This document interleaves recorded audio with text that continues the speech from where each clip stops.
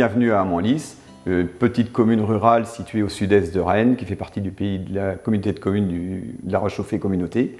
Je suis Philippe Berthelot, je suis adjoint en charge du patrimoine, de la voirie et aussi en charge de l'agriculture. Alors le Pré Bellay, c'était à l'origine des marais et des prairies qui, en 1983, lors du remembrement, ont été réaménagés en linéaire. Le lit du ruisseau a été déplacé, divers petits aménagements ont été faits, mais sans tenir compte du relief ni du lieu. Alors les aménagements, donc, il y a une première partie qui, elle, a été faite en 2007. En 2017, l'autre partie a été achetée par la commune suite au départ en retraite de l'agriculteur en place.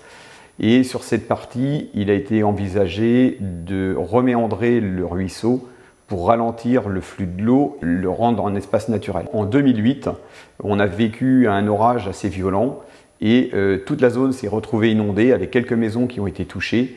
Donc l'idée de créer des bassins de rétention et de réfléchir à vraiment un aménagement pour ralentir le flux de l'eau et d'arborer les lieux par la même occasion. Et tout ça avec le syndicat du bassin versant de la Seiche. Bon, les travaux il y a eu une phase d'étude dans un premier temps et ont été assez rapides puisqu'ils ont dû être faits en 2019. L'espace prairie est entretenu par de l'éco-pâturage.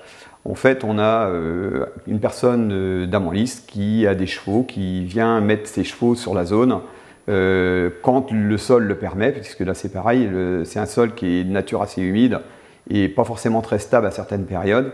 Et ça permet, disons, d'avoir une entrée de bourg qui est relativement sympathique avec la présence d'animaux. Sur l'autre partie, il y a un fauchage de fait annuellement et où le foin est récolté justement pour des animaux qui sont en éco-pâturage. Sur la zone, il y a un chemin de randonnée qui passe et qui permet de circuler autour de l'agglomération.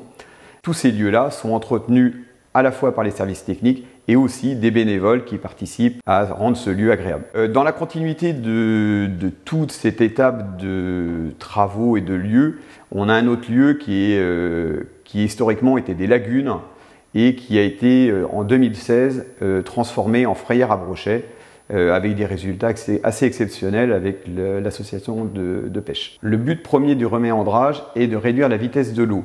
Un enrochement est déposé au fond du ruisseau pour contribuer à cette réduction de vitesse. Ça permet à la faune et à la flore de se développer sur les abords du lieu. Alors on retrouve une végétation essentiellement liée aux zones humides, des saules, des aulnes, des frênes et aussi des roseaux, joncs et autres. Alors aujourd'hui, les lieux sont utilisés déjà pour différentes animations, fêtes de la musique avec le feu d'artifice, kermesse des écoles, aussi l'école dans la nature qui vient utiliser ce lieu.